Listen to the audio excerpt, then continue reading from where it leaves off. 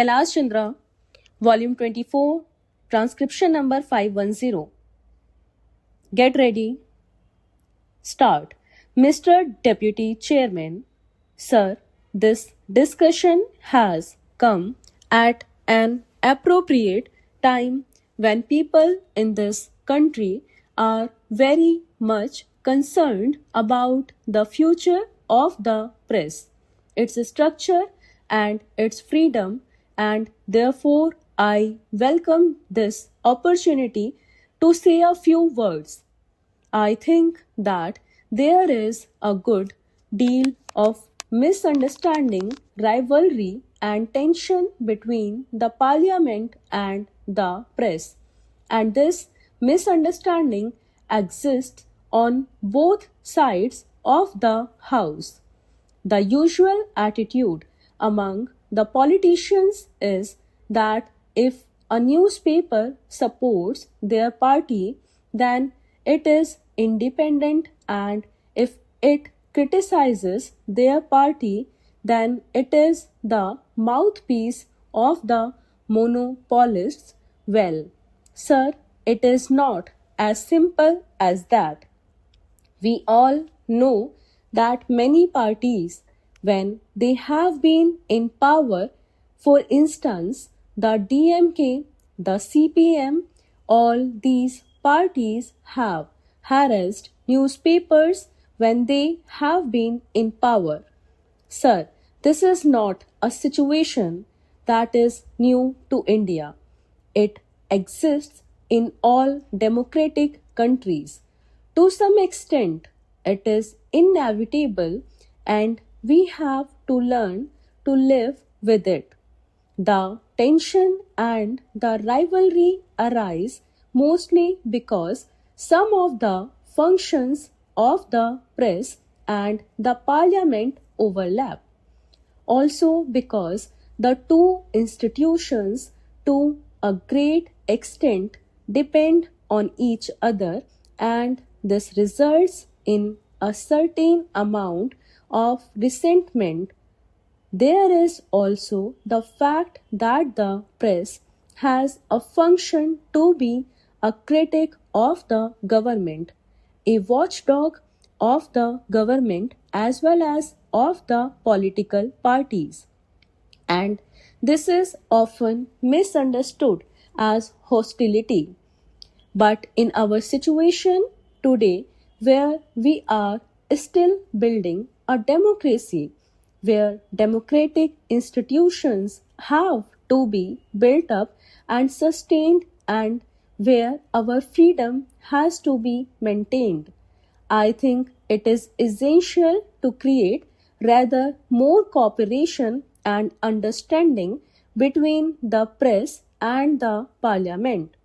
I believe, sir, that one of the important functions of the press council could be and should be to act as a link between the parliament and the government on the one hand, and the press and the public on the other. I feel that some of the misunderstandings that have developed since independence between the press and the government are due to certain historical reasons. Before independence, the national newspapers existed for the national movement. There was no conflict between the two. The proprietors, the editors, and the leaders of our national movement were united for the single aim of removing the British government. But after independence, the situation became rather different. It is natural that after the achievement of freedom, there would be different interests and different ideologies represented in the press, just as they are represented in parliament. Therefore, to expect the press in India to support the party in power on all issues would be unfair and unrealistic. Sir, one of the complaints against the press coming from the government after the last general elections was that it did not reflect the will and the aspirations of the people, and that it has represented the monopoly interests. Even these allegations, sir, have been disproved to a great extent by those who have analyzed in detail the coverage of the last elections by the press. The fact is that a kind of distrust of the press has grown in the ruling party and in government circles, and their feeling is that our major newspapers do not support the basic policies of the government and that they are overcritical.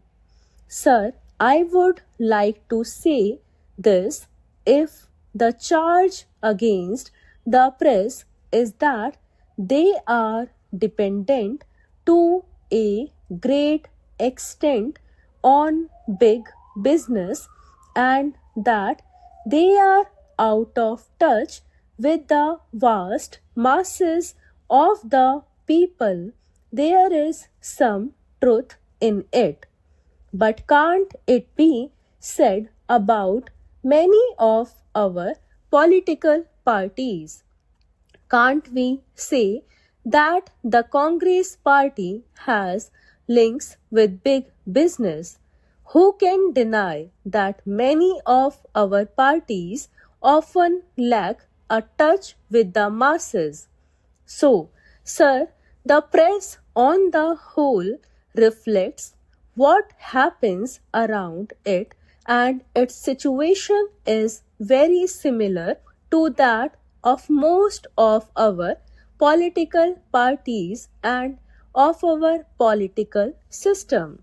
Sir, most journalists in this country would admit that there are many faults with the press today.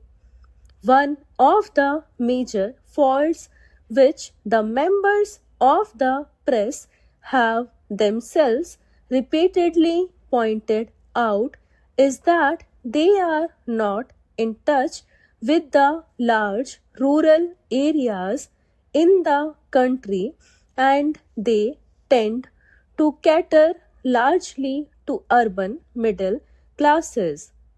But the situation can ultimately be remedied only when we have higher literacy and education and development of rural areas.